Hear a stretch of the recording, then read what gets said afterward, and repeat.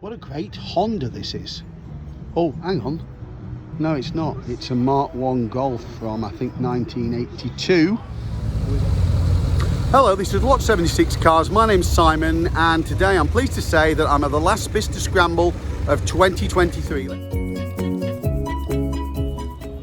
So GM have several tries to introduce the Chevrolet brand into Europe, latterly with cars that were rebranded Deus following the takeover of Deu Motors, but they did put huge amounts of money into touring cars, I think World Touring Cars and BTCC. This looks like a BTCC car prepared by Ray Malek Engineering or Ray Malek Limited. Incredible organisation. Actually ran the championship winning Nissans back in the late 90s, the Primeras. This is lovely, isn't it? What a great, outstanding livery. So the brand's now gone, but leaves us this little trophy behind. Very nice Sunbeam Alpine Tiger with the Chrysler engine in there, just purring along that one, isn't it? What a little beauty. So we've got some rather special here. We've got a CLK 6.3 litre AMG Black Edition. Yeah, that's a hell of a badge on the back of that one. I think Jeremy Clarkson had one of these, you know. It's got some interesting features. Look at the size of the gear lever. That's incredible. Looks like a screwdriver in there. And lovely paint finish on this one. I must admit, carbon spoilers at the back.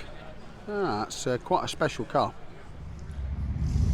And just next to it we've got a 72-73 Alfa 105 series. I think this is just looking at the grille treatment and the lights, I think it's a later GTV car, and I could be corrected on that one. Stick it in the comments if you know. Some lovely features. Love the stripe in there. It is a 2000, so I suspect it is a GTV. Now, it wouldn't be Lot 76 Cars without some gratuitous Mercedes 190 content, would it? This is an early 2316, so using the help of Cosworth, Mercedes developed this car mainly for rallying, but was really blown out of the water by the launch of the Audi Quattro. But it did on to become an important race car. DTM. This is the earlier 2.3, later cars were 2.5. It's got typically those strange looking mismatched mirrors, electric on the passenger side and manual on the driver's side. Well, why not? It's got the wider body kit that the Cosworths picked up. It's got wipers on the lights, which I think were pretty standard. A lot wasn't standard on the vehicles. That lovely sort of half leather interior, typical dash, and that rear spoiler looks a treat, doesn't it? So this is quite a lineup of performance cars, very desirable ones, starting off with an Impreza, a 57 plate or 2006 2007 Impreza, a very, very pretty E36 BMW. I think the E36 personally is better looking than the E46, but it's close, I must admit, and particularly when they look like this with those obviously lightened mirrors that were specific to the M3. I think these were packing a 3-litre engine. Yeah, looks a lovely looking car, doesn't it? So the Mark 1 Audi TT was translated from a concept to a production car, virtually unchanged. But this one's a more special one even than that. So it's a Mark 1, but it's a sport version. So it's got the duo-toned roof. I believe it loses the rear seats. And you've just got a luggage net in there. So you've got weight saving. You've got the large spoiler. I think the spoiler that size was probably unique normally to the 3.2 litre cars. And these are incredibly desirable now. Didn't they get that design right from the off? Probably a real future icon. So this early 105 series Alfa Romeo shows it's the step nose model, so it's got this unusual feature. I'm told, I thought this was to do with the engine, but apparently not. It was a styling feature where they actually took this step nose out. I don't know if you can see that on camera there. Later on when they restyled the car. Beautiful looking car. I suspect we've seen this one before on the channel, and I'm glad to see it here again, to be honest with you. It is very pretty, isn't it? A relatively early Porsche 928. This car was destined originally to replace the 911, but never really managed that, and had a relatively short life. Well, everything is a short life compared to a 911. Got those great telephone dial wheels. Unbelievably, this car won Car of the Year 1978, so it was hardly the people's car back then, but this one's in great order, and it's a Series 2 car. So Lancia did produce some stunning designs. I think this one is probably a touring body. Don't be fooled by the plate, because I think the car's far earlier than it would indicate. This Flaminia, it's got some echoes of SL Mercedes to some extent there, a little bit in the roof. It's certainly got the fins to get the job done, and it was styled, or maybe styled and built by Touring, I think, of Milan. Look at that rear light treatment. That's incredible. What a shape.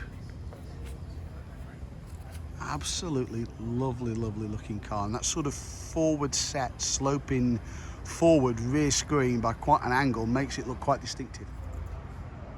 So do you recognise the similarities between this and the Lancia? Although it's a completely different brand, it's an Alfa Romeo, it was actually also built stroke designed by Touring of Milan. And look at some of the similarities between the Alfa, and to some extent certainly some of the lines, and the Lancia that we've just seen.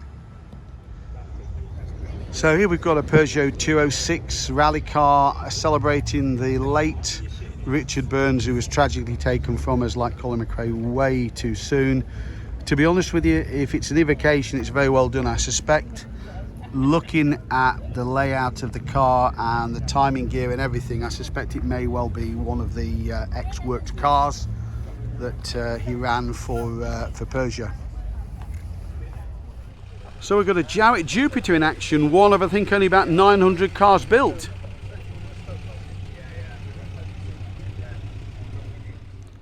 And from one extreme to another, as wide as a contemporary S-Class is this incredibly usable Fiat Multipla.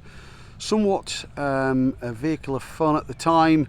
The original styling, and we'll see a later one in a second, you've got the lights up here, right in the scuttle area. Got the badge there as well. It's almost on two levels, this car, isn't it? You know, the more you look at it, the more you see some of those design features, incredibly usable. But what we've got here is we've got the later version when Fiat toned it down a little bit, as you can see, and they went full family look with the front of the vehicle. So this Lancia Delta Integrale belongs to Hero Era, and you can actually use this car, you can rent this car, you can take it out on events that they use. It's a fully prepared rally car. I think it was used for hill climbs, and best of all, I've actually driven this car. I drove this car I think towards the end of last year, and it's an incredible drive. Check out that video on the channel and see what my impressions of that particular car was. So let's have a look at the rest of the car collection at Hero Era. They've got quite a few cars available, so let's have a step into their own car collection, starting off with a Fiat 500. Let's keep on walking, shall we? So we're inside the Hero Era car collection, and many of the cars in here can be hired for organised historic rally events. We've got the MGB, we've got a TR4, we've got a Fiat, I think 124. I suspect that's another TR4 there as well, maybe a TR4A. We've got an MGA as well. We've got a beautiful E-Type just behind it, and then we've even got a sort of just, I think might be a pre-war BMW. Wow, and we're not even finished yet. So taking a walk down this side, we've got a Lancia Flaminia, a Series 1 F-Type Jaguar, we've got another MGA, we've got a 356. All of these cars have seen some rally action, so people are not precious about using them. We've got an early 911, and then right at the end here we've got a Fulvia Zagato. So the rebodied Lancia Fulvia with that fabulous Zagato body. What have we got over here in the corner? Is it a Jaguar SS? Not quite sure about that one. No, it's an AC. Wow, well I was wrong on that one. I'll have to do my research a bit better, won't I? Still bearing its original dealer plates for Cooper Bishopsgate down in London is this really nice BMW E28. It's a 528i, it's the desirable one. It's got the full-on wipers on the lights there. It is in pretty good order, I have to say. I don't know if it's a manual or not. That would make it a rare beast, wouldn't it? If it was a manual, I suspect it might be an auto. Are we right or wrong? Yeah, it's an auto, it's a full auto. What a stunner. No apologies for including that one here because it's a lovely car. Now this must be a rare one. It's an E21 BMW. It's the Alpena kit. It's got the TWR badge on the front, so I suspect that TWR, I think they were the agents before Sytner got the agency for the UK. Absolutely stunning with those trademark Alpena wheels and stripes along the side. You can see that so-called Hofmeister kink that a lot of the following cars had. Looks to be the genuine deal, that one. There's a lot of tribute cars to Alpena, but looks pretty good, doesn't it? So next to it, by pure coincidence, we've got the next generation. We've got the E30 car. Now this is a Y-plated car. That must make it a very early car. It's got the alloy wheels on it. It's got that really nice looking green velour trim, which has survived extremely well. I know all of them don't. It's a manual, although in fact it's just a 4-speed manual, and it's in great order, isn't it, from Carl Norris Motors at Kidderminster, probably long since gone, and it's a 320i, so it's a 6-cylinder. Lovely car, isn't it? Very pretty. With a composite body shell and a production run of limited numbers, I seem to remember about 9,000 or something like this, maybe it's even less, is the BMW Z1. The doors actually drop into the side. The doors don't open, they drop into the side and you step over that large sill. Pretty rare, all built even for the UK. UK cars were all left-hand drive only. Stunning cars. I mean, it's just got, I think, a 325 powertrain. I don't think there's a huge amount of power with the car, but convertible with that unique feature with the doors does make it quite special. And talking of Formula One, we've got Jackie Stewart's actual 1973 championship winning car, the Ford March, or March chassis, DFV Cosworth, I think, DFV engine in the back. The drivers were pretty exposed back in those days, no paddle shifts there, proper gear change. Absolutely incredible, isn't it? Great to see that here today.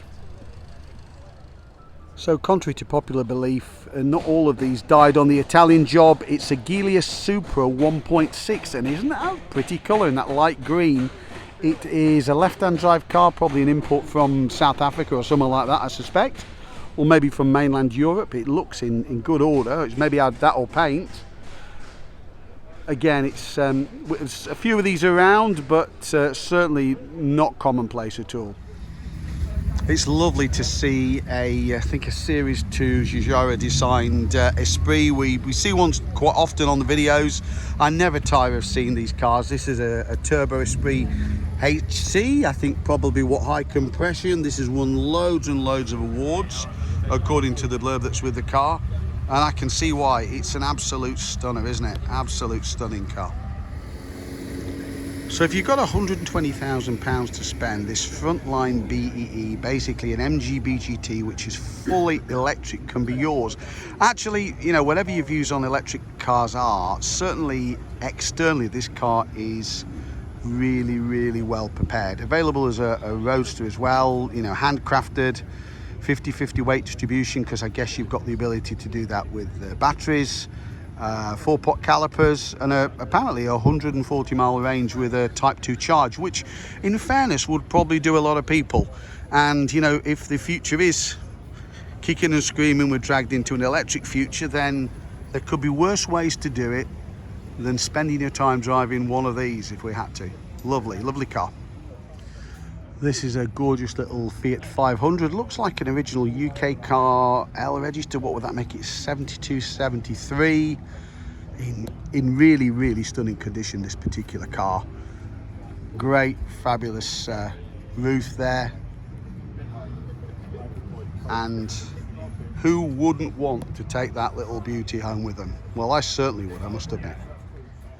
So this was the first time the XR badge appeared on Fiatster. Yes, it's a Mark 1 XR2 pre-I, so running carbs at that stage. It is in very lovely condition. Under bonnet is as clean as it is underneath. It's got those trademark striped seats. Helpful the owners left the car open so we can get a closer look inside the car. That takes a few of us back a bit, I can tell you. Could never afford the insurance back in the day. It's got the Page Motors Epsom main dealer sticker in the back window. And let's not forget, this is a car from what? From 1982? So just celebrated a big birthday not so long ago. Where but Bicester Heritage would you get two contrasting Lancia Delta Evolutions together? Take your pick. We've got a yellow one, it's a yellow Flyer Summit, and we've got a red one behind it. Well, it's a difficult choice. So attracting some attention at Bicester is also my 190E Mercedes from 1990. So this is a Jaguar Mark 10. Difficult to actually show you on camera, but this was one of the widest cars on sale at the time in the UK. Probably from that angle, it probably still is pretty wide in actual fact. It's a G, so what would be a 68, 69, probably towards the BMC takeover days. It's December 1968, helpfully it's still on the tax disc. It's got the Man Egerton. Now Man Egerton were a dealer group that were taken over eventually by Inchcape as we know them today. And this is a 420G, so in actual fact this is from the BMC days when the change in ownership took place and the Mark IIs became 240s and 340s, and this one obviously became the 420G. So still with the Bruno Sacco influences, the Mercedes-Benz SLK. This is an early car which seems to have survived far better than many of them. SLK standing for Sport Light Kurt or Short, and it's all of those. Beautiful colour, more commonly seen in silver than red. The interior survived quite well, which again is a bit of a miracle. And this is a 200, so towards the bottom of the range, but it's in lovely order, isn't it? So thanks again for watching Lot 76 cars from the Bicester Scramble, the last one of 2023. I hope you enjoyed the video. Please like, share, subscribe, turn on notifications so as not to miss the next video, and hope to see you on the next one. Thanks for watching.